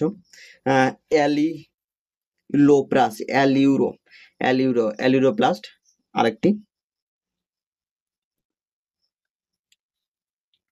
এলাইওপ্লাস্ট, এটা কি করে? প্রথমটা অ্যামাইলোপ্লাস্ট শর্করা সংরক্ষণ করে। কি করে? শর্করা সংরক্ষণ করে, প্রোটিন সংরক্ষণ করে। এক মিনিট। অ্যামিউলোপ্লাস্ট প্রোটিন সংশ্লেষ করে, আর এলাইওপ্লাস্ট চর্বি সংরক্ষণ করে। এরপরে কি আছে? কোষ বিভাজন। বাহ, গুরুত্বপূর্ণ একটা পার্ট। কোষ বিভাজন হলো একটি মূল কোষ থেকে 2টি বা তার বেশি কন্যা অর্থাৎ অপত্য কোষ তৈরি হওয়ার প্রক্রিয়া। অপত্য কোষ মানে কন্যা কোষ, মানে ছেলে মেয়ে ধরে নাও। অপত্য বোঝাতে কন্যা বোঝায়। এবার পুরুষ কেন বোঝায় না, এটা প্রশ্ন আসতে পারে। ডটার কেন সবসময় লেখা থাকে? ওকে, 2 or more daughter cell, কি বলছে? Cell divide is the process when parent cell divided into 2 or more daughter cell, যখন 2টো অথবা তার বেশি ডটার সেলের রূপান্তরিত হয়। এবার ডটার সেল কেন লেখা থাকে? সেখানে বয় সেল কেন থাকে না? কারণ সেই সেল আবার তো বিভাজিত হবে, পুরুষের তো সে তো আর বিভাজিত হচ্ছে না, শুধুমাত্র নারীর ক্ষমতা আছে বিভাজিত হওয়ার। এবার বিভাজনের কারণ কি কি রয়েছে? 1, জীবের বৃদ্ধি, পুরাতন মৃত ও আহত কোষ প্রতিস্থাপন, গ্যামেট যৌন কোষ যখন মিওসিসের মাধ্যমে হয়। ওকে, গ্যামেট যৌন কোষ গঠন। ওকে, গ্যামেট অর্থাৎ যৌন কোষ গঠন মিওসিসের মাধ্যমে হয়, সেটা বলছে। এবার দেখো 2 ধরনের বিভাজন হয়, একটা মাইটোসিস, একটা মিওসিস। এই চিত্রের এখান থেকেই বুঝে নাও, কারণ এরপরে বড় চিত্র আছে, সেখানে বুঝতে একটু অসুবিধা হবে। দেখো, মিওসিসের প্রথমে ডিএনএ কপি হলো। ডিএনএ কপি হলে এখানে কটা ছিল? 2টো ছিল। 2টো থেকে কটা হলো? 4টে। এবারে 4টে থেকে এর একটা এখানে নিয়ে নিল, আবার এর একটা, তারপরটার আরেকটা নিয়ে একটা হলো। এটা কি হলো? মাইটোসিস। মিওসিসের ক্ষেত্রে কি হলো? প্রথম ডিএনএ ডাবল হলো, এখানে ডিএনএ ডাবল হলো, এরপরে এর মাঝখানে কি হলো? ক্রসিং আবার হলো, ডিএনএ ক্রসিং হলো, একটার সাথে আরেকটা কি হলো? ক্রসিং হলো, এবং কি হলো? তারা বিভাজিত হয়ে 2টো কোষ তৈরি করলো ক্রসিং এর পরে, এবং সেখানে দেখা গেল যে এর সঙ্গে এর কিছুটা বৈশিষ্ট্য, এবং প্রথমটার সঙ্গে দ্বিতীয়টার সঙ্গে প্রথমটার কিছুটা বৈশিষ্ট্য কি রয়েছে, দ্বিতীয়টার সঙ্গে প্রথমটার বেশ কিছু একটুখানি বৈশিষ্ট্য নিয়ে নিয়েছে। আর এখানে কি করলো? এখান থেকে দেখো, বৈশিষ্ট্য নিয়ে নিয়েছে, এখানে আবার প্রথমটা দ্বিতীয়টার বৈশিষ্ট্য নিয়ে নিয়েছে। সেখান থেকে আমার যখন আবার কোষ বিভাজিত হলো, একটা সিঙ্গেল কোষে বিভাজিত হলো, সেখানে দেখো একটা কোষ সেই মাতৃকোষের মতো আচরণ করছে, আরেকটা কোষ কি করছে? মাতৃকোষ এবং পিতৃকোষ, ধরো আমি 2টো কোষের মতো, অর্থাৎ ধরো এটা যেহেতু জনন কোষ, সুতরাং মা এবং বাবার দুজনের বৈশিষ্ট্য একটার মধ্যে চলে আসছে। ঠিক এখানেও সেই রকম। এখানে দেখো মিওসিসে কটা হচ্ছে তাহলে? প্রথম এটা মিওসিস 1, সরি, প্রথমে ডাবল হলো, এবং এটা কি? মিওসিস 1। এখান থেকে আবার এখানে অর্ধেক হলো, এবং এটা কি হচ্ছে? মিওসিস 2। ওকে, এবার দেখো এখানে যদি আমি এটাকে ধরি 2n, দুটো ধরে নাও, 2টো নিউক্লিয়াস আছে, 2টো ক্রোমোজোম আছে, এবং সেটা লাস্টেও 2টো ক্রোমোজোম, অর্থাৎ 2n থাকলো। হুবহু একই রকমের হলো, কিন্তু এখানে কি হলো? অর্ধেক হয়ে গেল। তাহলে এটা যদি 2n প্রকৃতির হয়ে থাকে, সেখান থেকে কত হয়ে যাবে? n চলে আসবে। তাহলে মিওসিসকে আমি কি বলবো? 2n প্রকৃতির। আর সরি, মাইটোসিসকে কি বলবো? ডিপ্লয়েড। আর মিওসিসকে কি বলবো? হ্যাপ্লয়েড প্রকৃতির। ওকে, আরেকবার, মিওসিসকে 2n প্রকৃতির অর্থাৎ ডিপ্লয়েড প্রকৃতির এবং মাইটোসিসকে 2n প্রকৃতির এবং মিওসিসকে কত হ্যাপ্লয়েড প্রকৃতির অর্থাৎ n প্রকৃতির। এবার দেখো এখানে আরেকটু বিভ্রান্ত করবে, যেহেতু এই বিভ্রান্তটা দরকার আমাদের পরবর্তী ক্ষেত্রে, কারণ এই বিভ্রান্ত হলে পারে পরবর্তী ক্ষেত্রে এটা সহজ হবে যখন আমরা কোষ বিভাজন দেখব। তার মধ্যে দেখো এখানে দেখো মিওসিস, ওখানে যে কপি হয়েছিল সেই কপি পর্যন্ত এইখান থেকে কিন্তু কপিটা হচ্ছে। এখানে কপি হচ্ছে, হয়তো এখানে হয়েছে, না হলে এখানে হয়েছে, যে কোনো জায়গায় কপি হয়ে গেছে। এখান থেকে আমাকে কি করছে, প্রথমে প্রোফেজ, তারপরে মেটাফেজ, অ্যানাফেজ, টেলোফেজ এবং সাইটোকাইনেসিস। সাইটোকাইনেসিস মানে কি, এটাকে দুই ভাগে ভাগ করে দিচ্ছে। এবার দেখো মিওসিস অনে প্রোফেজ, মেটাফেজ, অ্যানাফেজ, টেলোফেজ এবং সাইটোকাইনেসিস। এখান থেকে মিওসিস ওয়ানের যে অপত্য পাচ্ছে, এখানেও কত ছিল 2n, এখানেও কত ছিল 2n। এটা খেয়াল রাখতে হবে। মিওসিস ওয়ানে যদি বলে অপত্য কেমন প্রকৃতির, সেটা কি হবে 2n প্রকৃতির। তাহলে এখান থেকে আবার 2n প্রকৃতির, সেটা গিয়ে মিওসিস 2 তে প্রোফেজ 2, মেটাফেজ 2, অ্যানাফেজ 2, টেলোফেজ 2, মানে প্রোফেজ, মেটাফেজ, অ্যানাফেজ, টেলোফেজ, এই ক্ষেত্রে সবগুলোতে 1 করা, আর এই ক্ষেত্রে সবগুলোতে কি করা 2 করা। আর এখানে সাইটোকাইনেসিস হয়েছে এবং দুই ভাগে ভাগ হয়ে গেছে। এটা কত ছিল 2n প্রকৃতির, এবার এখানে কত হয়েছে n প্রকৃতির, অর্থাৎ একটা একটা করে। তাহলে এরকম যদি আসে, কোনো প্রকারের প্রশ্নে যদি চলে আসে মিওসিস, অর্থাৎ আমি এখানে দিল যে কোনটার ক্ষেত্রে, কোষের কোন ধরনের বিভাজনের ক্ষেত্রে হ্যাপ্লয়েড প্রকৃতি পাওয়া যায়, সেখানে আমাদের দিয়ে দিল মিওসিস, মাইটোসিস, সেখানে দিল আমাদের মাইটোসিস, মিওসিস 1 এবং মিওসিস 2, এই তিনটে অপশন দিয়ে দিল। তাহলে এখানে শুধুমাত্র কোনটা হবে, মিওসিস 2 তে আমরা পাচ্ছি, মিওসিস 1 এ কিন্তু আমরা পাচ্ছি না। এটা কিন্তু কত প্রকৃতির, 2n প্রকৃতির। সেটা যদি ভালো করে দেখতে হয় তাহলে এখান থেকে কিন্তু আমরা দেখতে পারি। এখান থেকে এখানে দেখো, এখান থেকে এটা বিভাজিত হয়েছে মিওসিস 1, আর এখান থেকে আবার এখানে বিভাজিত হয়েছে, সেটা কত মিওসিস 2। আশা করি ক্লিয়ার হয়েছে। ওকে, নেক্সট এবার দেখো মাইটোসিস আর মিওসিসের মধ্যে যে পার্থক্য রয়েছে, এটি দেহকোষে ঘটে। এটা কোথায় ঘটে, মাইটোসিস কোথায় ঘটে, দেহকোষে ঘটে। আর এটা কোথায় ঘটে, জননে ঘটে।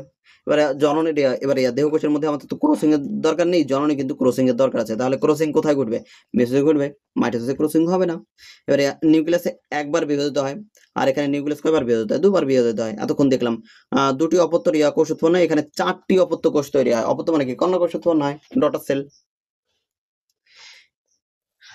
এবার দেখো এখানে অপত্য কোষ কটা, ডিপ্লয়েড প্রকৃতির মানে 2n, আর এখানে অপত্য কোষ কত, হ্যাপ্লয়েড প্রকৃতির অর্থাৎ n।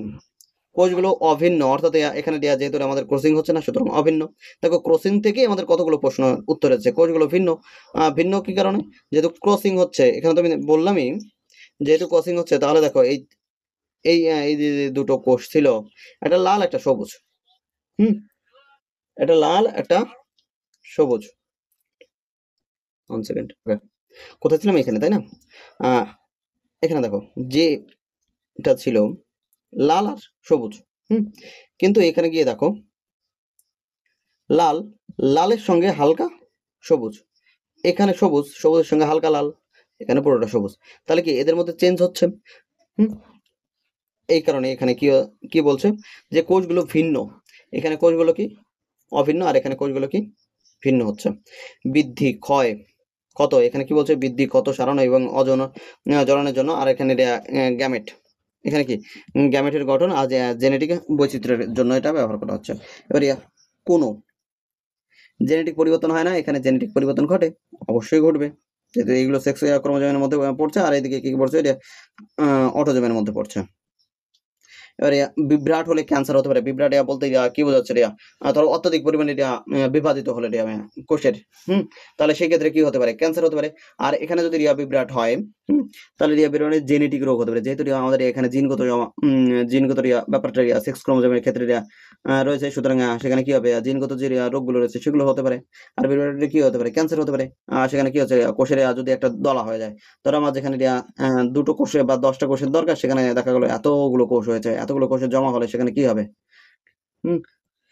টনসিলের মতো হবে। তারপরে সেই কোষগুলো আস্তে আস্তে যদি আরো বাড়তে থাকে, তাহলে দেখা গেলো যে সেটা ক্যান্সারে পরিণত হলো। ওকে, এখানে আরেকটা চিত্র আমার দেওয়ার কথা ছিল, ভুলে গেছি, I am so sorry. G1 G2 G3 S দশা সবগুলো আমাকে একটা চিত্র দেওয়ার দরকার ছিল, সেই চিত্রটা আমার দেওয়া হয়নি। ঠিক আছে, আমি চেষ্টা করব পিডিএফটা যখন আমি দিয়ে দেবো। হ্যাঁ, আপাতত এইভাবে দিয়ে দিচ্ছি, পরবর্তী ক্ষেত্রে একবার জানিয়ে দিও, কারণ আমার তো বুঝতে হবে যে হ্যাঁ এটা দরকার পড়ছে কি পড়ছে না। কোষ বৃদ্ধি পাই জীবনে কি হচ্ছে, কোষ বৃদ্ধি পাচ্ছে এবং স্বাভাবিক কাজ করে ডিএনএ অনুলিপি দেওয়ার জন্য প্রস্তুতি নেয়। কি নেয়, অনুলিপির জন্য প্রস্তুতি নেয়। অনুলিপি মানে কি, ডিএনএ এখনো কিন্তু হচ্ছে না, সঠিক আকারে আসেনি। আর জি1 কি হচ্ছে, অনুলিপির জন্য সবেমাত্র এখানে প্রস্তুতি নিচ্ছে। ডিএনএ অনুলিপি হয়, অর্থাৎ ডিএনএ কি হচ্ছে, সঠিকভাবে কি হচ্ছে, গোছানো সাজানো একটা পরিপাটি অবস্থায় রয়েছে। যেমন ব্যাচেলার ছেলেদের ঘরে পরিপাটি থাকে না তো, G1 দশায় যখন G0 ধরো ব্যাচেলার ঘর, যেখানে পরিপাটি নেই, কিছু নেই, G1 দশায় গার্লফ্রেন্ড সূচনা দিল যে আমি তোমার সঙ্গে দেখা করতে যাচ্ছি তোমার রুমে, জাস্ট কিডিং, হ্যাঁ, ধরে নাও সেখানে কি করছে, তার মাথায় এবার টনক পড়লো যে এবার আমার ঘরটাকে গুছাতে হবে। এবার একটা দশা এলো, এজ দশা, যে দশায় সে কি করছে, ঘরটাকে গোছালো, অর্থাৎ ডিএনএ অনুলিপি তৈরি করলো, ডিএনএ গুছিয়ে রাখলো। এবার প্রতিটি ক্রোমোজোমের দুটি অভিন্ন কপি তৈরি হয়। হ্যাঁ, গ্রুপ স্টাডি করার জন্য এসছে, আর মা বাবা কিন্তু আশেপাশে রয়েছে। গ্রুপ স্টাডি হবে হলো ডাইনিং টেবিলে, যেখানে সবাই বসে থাকে। আবার সমস্যা,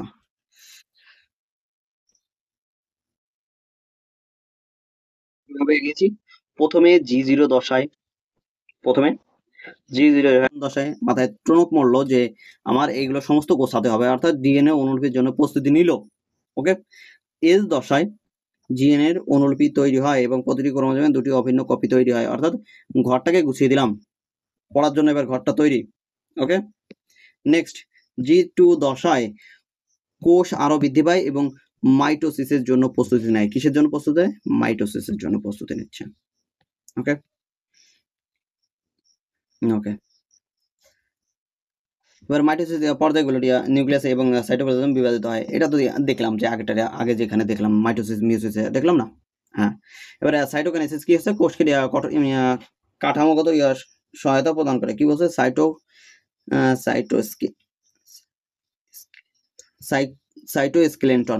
সাইটোস্কেলেটন কি করছে, কোষকে কাঠামোগত সহায়তা প্রদান করছে। নেক্সট কি আছে, আরেকটা কি আছে, কোষের চলাচলে সহায়তা করছে। আর সেন্ট্রোজোম কি, সেন্ট্রোজোম চিত্র আনিনি, ঠিক আছে। মাইক্রোটিউবুল সংগঠনে সাহায্য করে, কোষের গঠন চলাচল এবং বিভাজনের জন্য গুরুত্বপূর্ণ। কি বলছে, কোষের গঠন চলাচল এবং বিভাজনের জন্য গুরুত্বপূর্ণ ভূমিকা রাখে। এটি সেন্ট্রিওলের 9+0 অথবা 9+2 বিন্যাসের মাইক্রোটিউবুল দ্বারা গঠিত। চিত্র সমস্ত নামিয়েছিলাম কিন্তু দেওয়া হয়নি। মাইক্রোটিউবুল এরকম ছোট ছোট থাকছে, দেখবে যে ছোট নলের মতো এরকম নখানার দিয়ে একটা গোল মতো পাকায়,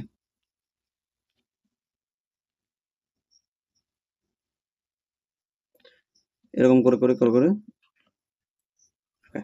বাহ, সুন্দর রাখতে পারি তো। প্রায় 90 ডিগ্রি কোণে থাকে এরা। এখানে একটা থাকে আর এইদিকে একটা থাকবে, এখানে ছোট ছোট ছোট ছোট এভাবেই থাকবে। ওকে, এটা হলো আমার কি, সাইটোসোম। প্রতিটি সাইটোসোম 9+0 অথবা 9+2 বিন্যাসে মাইক্রোটিউবুল দ্বারা গঠিত হয়। মাইক্রোটিউব টিউবুলি প্রোটিন দ্বারা গঠিত ফাঁপার নলগুলো দ্বারা গঠিত। ওকে, ওই যে নলগুলো দেখালাম ছোট ছোট, এদের 9খানা থাকতে পারে, এখানে কয়টা থাকতে পারে, নল। হুম, এরকমই কটার কথা বললাম, এরকম ভিতর দিয়েও থাকে। হুম, যেগুলো ওই পাশের গুলো দেখা যায়। ওকে। হ্যাঁ, টিউবেলগুলো প্রোটিন দ্বারা গঠিত ফাঁপা নলাকার গঠন। কোষের কাঠামোর চলাচল এবং বিভাজনের গুরুত্বপূর্ণ ভূমিকা পালন করে। ক্লিয়ার? এবার উদ্ভিদ কোষ আর প্রাণী কোষের মধ্যে পার্থক্য কথা বলছে। এবারে আমি প্রথমেই যেটা দেখেছিলাম, কোষ প্রাচীর কি উদ্ভিদ কোষে থাকে কিন্তু প্রাণী কোষে থাকে না। ক্লোরোপ্লাস্ট উদ্ভিদ কোষে থাকে কিন্তু প্রাণী কোষে থাকে না। প্রায় আকৃতি প্রায় আয়তকার আকৃতি, ছোট অনিয়মিতাকার বা গোলাকার আকৃতি। কি বলছে? ছোট অনিয়মিতাকার বা গোলাকার আকৃতি। বড় ভ্যাকুয়াল থাকে আর এখানে কি থাকে? ছোট ভ্যাকুয়াল। দেখলাম প্লাস্টিডিয়া থাকে, এখানে প্লাস্টিডিয়া থাকে না, মাইটোডিয়া। কন্ড্রিয়ার সংখ্যা কম, এখানে মাইটোকন্ড্রিয়ার সংখ্যা কি থাকে? বেশি থাকে।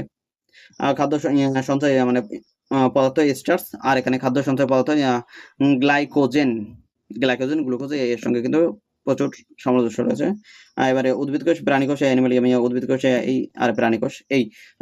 সেন্ট্রিওল এখানে কি দেখা যাচ্ছে? এই তো সেন্ট্রোজম। এই দেখতে পাচ্ছ সেন্ট্রোজম। গঠন কত? সেন্ট্রোজম 9+0 অথবা 9+2 এই গঠনে থাকে। ওকে, ঠিক আছে। আর আমাদের চিত্রে আরেকবার দেখে নিই। Cell membrane. প্রথমে এইদিকে রয়েছে আমাদের কি? Sell member. গোলগি বডি, এটা আমাদের গোলগি বডি, সাইটোডিয়াম, সাইটোজম। ওকে। ভ্যাকুয়েল মানে ফাঁকা জায়গাগুলো যেগুলো রয়েছে, ভ্যাকুয়েল এই একটা ফাঁকা জায়গায়, এই একটা ভ্যাকুয়েল। মাইটোডিয়া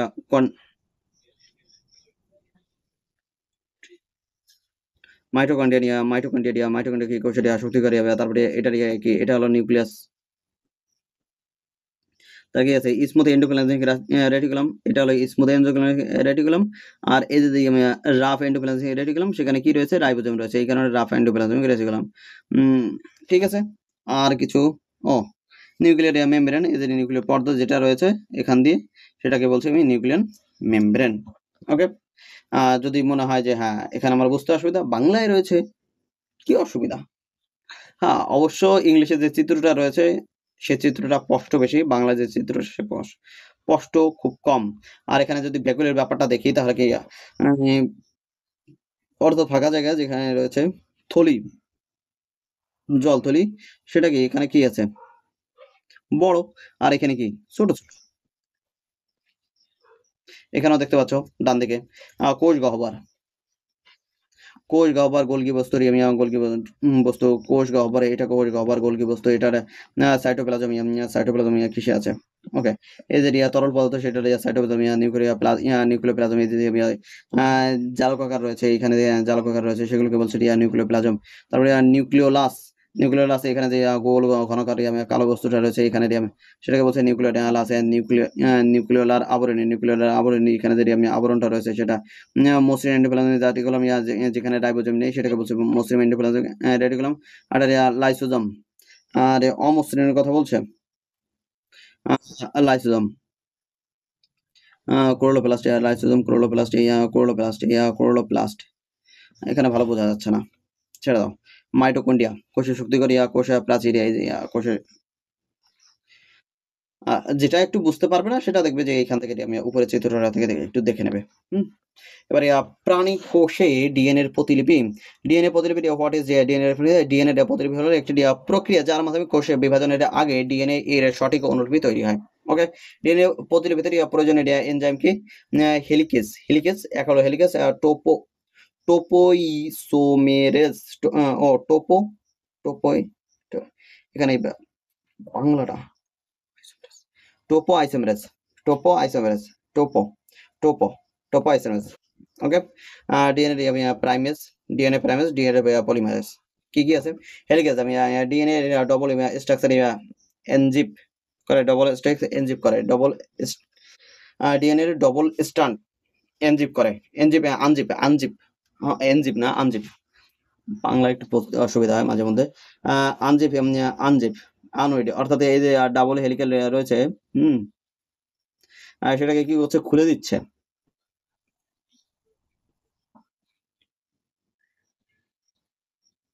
ডাবল হেলিক্যাল রয়েছে সেটাকে কি করছে? খুলে দিচ্ছে।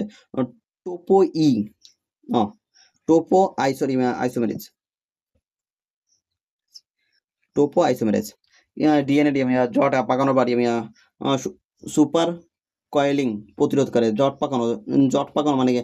ধর ডিএনএ যখন আমাদের সঠিকভাবে শৃঙ্খলিত হবে, ক্রোমোজোমের আকার নেবে, তখন আমাদের কি করছে এর যে জট পাকানো ব্যাপারটা থাকে সেটাকে কি করছে টোপো আইসোমেরেজ সেটাকে প্রতিরোধ করছে। ডিএনএ প্রাইমেজ ডিএনএ প্রতিলিপি শুরু হয় নতুন স্ট্যান্ড তৈরি করে ডিএনএ পলিমারেজ ডিএনএ পরিমাণ দ্বিগুণ করে এটি বিল্ডার এনজাইম। এটাকে কি বলছে? Builder enzyme. এটাকে কি বলছে? Builder enzyme. কে প্রতিরোধ করে ডিএনএ এর পরিমাণ দ্বিগুণ করে কে? এটি বিল্ডার এনজাইম। এটা কি? Builder enzyme. DNA ligase DNA stand এগুলোকে একত্রিত করে এটি গলুয়ার এনজাইম।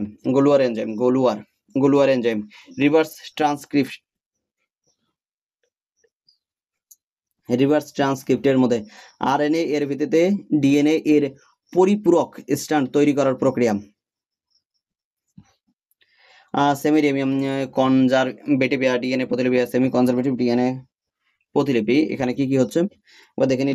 ডিএনএ প্রতিলিপির একটি পদ্ধতি যেখানে প্রতিটি নতুন ডবল স্ট্যান্ড ডিএনএ এর একটি স্ট্যান্ড পুরাতন এবং একটি নতুন স্ট্যান্ড তৈরি হচ্ছে। এই পদ্ধতিটি জেনেটিক ধারাবাহিকতা বজায় রাখতে সাহায্য করছে। আর এন্ডোসাইটোসিস আর এক্সোসাইটোসিস। এক্সোসাইটোসিস এটা পড়ার আগে আমার দুটো চিত্র দেখতে হবে, নাহলে কিন্তু আমরা বুঝতে পারবো না। এক্সো মানে এক্স যে আমার কাছ থেকে দূরে সরে গেছে তাকে কি বলছি? এক্স। আর এন্ডো, ধরো আমার নতুন যে গার্লফ্রেন্ড তার নাম হলো এন্ডো। Exo kinesis. এখানে কি হচ্ছে? আমার এইখানে যে পদার্থ বা হরমোন বা যে জিনিসটা আমার দরকার পড়ছে না,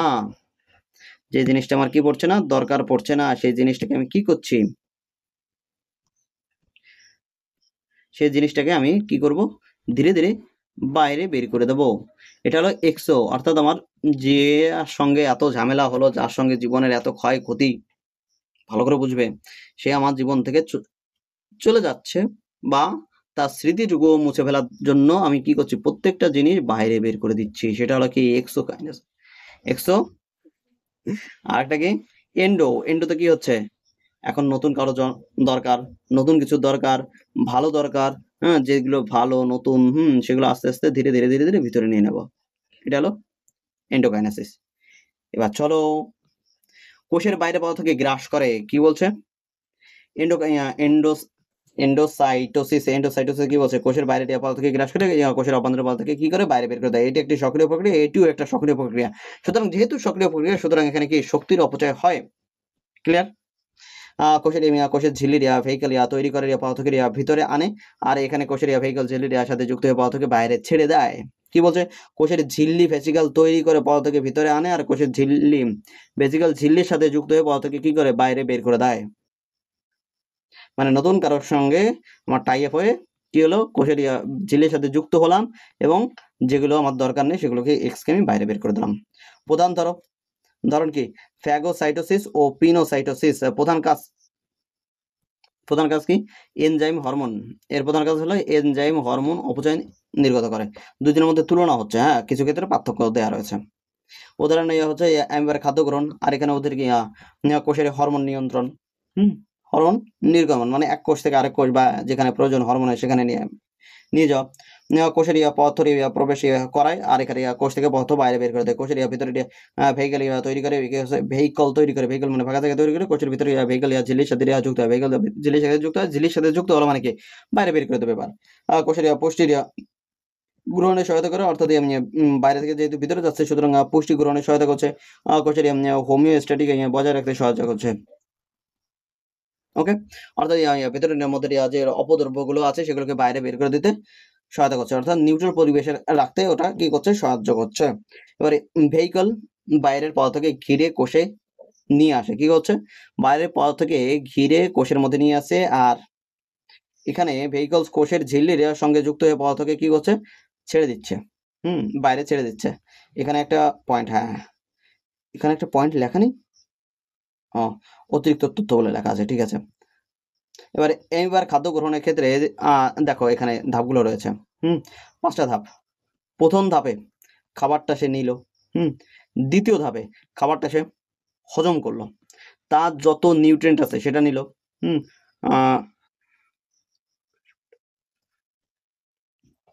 এখানে দেখি খাদ্য হজম পুষ্টি শোধন, এবার কোষে ব্যবহার করলো, মানে ইউটিলাইজ ইন সেল। আমি যে পুষ্টিটা গ্রহণ করলাম সেটা কি করলাম, কোষে নিলাম, এবার সেটাকে কি করলাম, এবার অপসারণ করলাম। এবার প্রত্যেকটার নাম দিয়ে দিয়েছে। প্রথমটার নাম ইনজেকশন, যখন আমি খাবার গ্রহণ করছি। 2 নম্বর ডাইজেশন, যখন আমি খাদ্য হজম করছি। 3 নম্বর কি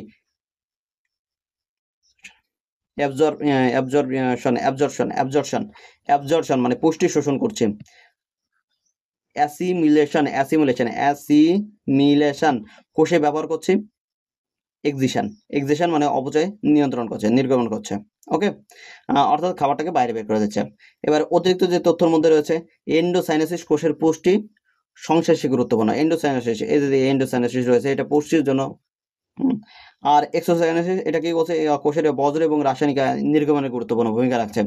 আর উভয় প্রক্রিয়ায় এটিপি ব্যবহার করে, তাই এগুলোকে কি বলছে, সক্রিয় পরিবহন। এগুলোকে কি বলছে, সক্রিয় পরিবহন। এবার থ্যাংক ইউ দেবো, তার আগে আরেকটু শুনে নাও। এটা যেহেতু ক্লাসটা তো কমপ্লিট হলো, পিডিএফটা দরকার, পিডিএফ অবশ্যই টেলিগ্রাম চ্যানেলে পাবে, কিন্তু সমস্ত পিডিএফ টেলিগ্রাম চ্যানেলে পাবে না, যেহেতু এটা প্রথম, সুতরাং ডেমো হিসেবে আমি পিডিএফ অবশ্যই টেলিগ্রাম চ্যানেলে দেবো। আর কোথাও যদি কোনো অসুবিধা হয়, হ্যাঁ এখানে পড়াতে অসুবিধা হচ্ছে বা এখানে এই জিনিসগুলো বুঝতে অসুবিধা হচ্ছে, এখানে চিত্রগুলো হলে ভালো হয়, দেখো তোমাদের কমেন্টে যত আসবে ততটাই আমি ইমপ্রুভ করার চেষ্টা করবো। যদি এরকম হয় যে হ্যাঁ কমেন্ট আসলো না, দেখা গেলো 2 মাস 3 মাস পরে গিয়ে কমেন্ট আসলো, সেখানে ইমপ্রুভ করার জায়গাটা থাকলো না, যে নতুন টপিকের ক্ষেত্রে সেই পুরো বায়োলজি শেষ হয়ে গেছে, কেমিস্ট্রি শেষ হয়ে গেছে, ফিজিক্স শেষ হয়ে গেছে, হ্যাঁ এরকম হলো, সেক্ষেত্রে অসুবিধা হতে পারে। এবার বলবে যে পিডিএফ গুলো কোথায় পাবো। এই দেখো, একটা মিনিট লাগবে, শুনে নাও। এই চ্যানেলে তোমরা পিডিএফ হয়ে যাবে, এডিও এমপ্লয়েড টেলিগ্রাম চ্যানেলে এই পিডিএফটা পেয়ে যাবে এবং এই ভিডিও লিঙ্ক পেয়ে যাবে। তারপরে ইউটিউবের ইউটিউবের এখানে তো লিঙ্ক রয়েছে, তোমরা ইউটিউবে এটা দেখছো। আর ধরে নাও পেইড যে পিডিএফ গুলো, সেগুলো অথবা তোমাদের কি সমস্যা সেগুলো তো কমেন্টে জানালে, তারপরে যদি মনে হয় যে এই জিনিসগুলো আমি একটু পার্সোনালি জানাই, তাহলে এইখানে ক্লিক করলে পার্সোনাল আমার টেলিগ্রাম সেখানে চলে আসবে। সেখান থেকে আমার সঙ্গে কথা বলতে পারো। আর তার সঙ্গে যে পেইড পিডিএফ গুলো রয়েছে সেগুলো তোমরা আমার সঙ্গে কথা বলে নিতে পারো। এবারে তার জন্য একটা কিউআর কোড রয়েছে। এবারে এই কিউআর কোড দুইভাবে তোমরা কাজ করতে পারো। ফার্স্ট, যদি না বলি তাহলে অসুবিধা হবে, ফার্স্টে আমার সঙ্গে একবার কনফার্ম হয়ে আর যে সমস্ত পিডিএফ চাই, তাহলে সমস্ত পিডিএফ আমি যদি 999 রাখি, একটু সুবিধা কি না লাভ, না কেটে কুটে 99 টাকা করে দেবো, সে তোমাদের ইচ্ছা, যেটা বলবে। আর 2 নম্বর একটা কাজ করতে পারো, যেহেতু এই সমস্ত কাজ আমার করানোর জন্য টাইপারকে যিনি টাইপ করে তাকে আমার টাকা পয়সা দিতে হবে। সুতরাং আমার ইউটিউব থেকে যতদিন না ইনকাম আসছে ততক্ষণ আমি তাকে কিছু দিতে পারছি না। সেক্ষেত্রে সেও আমার কাছে কাজ করতে অধৈর্য হয়ে যাবে। তাহলে এখানে 1 টাকা 2 টাকা 5 টাকা 10 টাকা, দেখা গেল যে কারো যদি সামর্থ্য থাকে লাখ টাকাও দিয়ে এই টিমটাকে বড় করতে পারো। যে 2 জন 4 জন 5 জনের টিম বসিয়ে দিলাম, সেখানে যত দ্রুত পারি আমার এই টপিকগুলো তৈরি করতে, এখনো যে টপিকগুলো তৈরি করেছে, ধরে নাও 10 দিনের কন্টেন্ট আছে, এইগুলো তৈরি করতে আমার 20 দিন সময় লেগেছে। তাহলে ব্যাপারটা বুঝতে হবে যে হ্যাঁ, যদি একা কাজ করি তাহলে অনেকটা সময় লেগে যাবে, আর তোমাদের ডিমান্ডটা ফুলফিল করাটা একটু টাফ হয়ে যাবে। আর যদি 10 জন 5 জনের 2 জন 4 জন আমার মোটামুটি যারা রয়েছে তারা যদি কাজ করতে পারি সঠিকভাবে, তাদের যদি আমি আমারটা আমি দেখলাম থাক, না হয় না হোক, আগে তাদেরটা মিটাই, তাহলে সেই হিসেবে তোমরা একটু হেল্প করতেও পারো। চলো, ধন্যবাদ সবাইকে, থ্যাংক ইউ আরেকবার। আর পিডিএফ এটা তো পেয়েই যাচ্ছ, পরবর্তী পিডিএফ জন্য অবশ্যই আমাকে এই টেলিগ্রাম চ্যানেলে জানিও। ওকে।